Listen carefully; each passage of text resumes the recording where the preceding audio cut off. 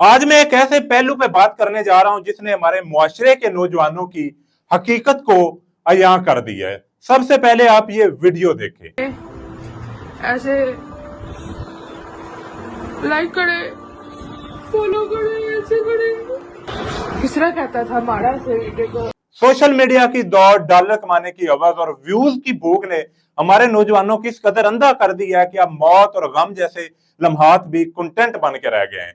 इस वीडियो में आप देख सकते हैं कि एक बेटी जिसे अल्लाह ताला ने रहमत बनाकर भेजा है, जिसका दिल बहुत नरम होता है, वो अपने बाप की मौत की वीडियो बना रही है और पीछे से आवाज आ रही है कि लाइक कर दें, कमेंट कर दें और सब्सक्राइब कर दें।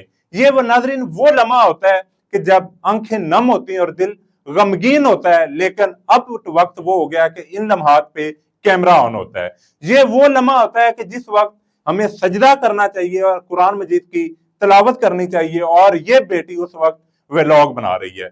अब आप अंदाजा लगा सकते हैं कि हमारा मुआशरा और हमारी नौजवान नस्ल किस कदर बेहिस हो चुकी है और वालिदैन की कितनी कदर रह गई है हमारे आजकल के नौजवानों के सामने। अल्लाह ताला से दुआ है कि अल्लाह ताला हमारे मुल्क के नौजवानों को राह रास्त पे चलने की तौफीक दे और माँ बाप की कदर करने की तौफीक दे।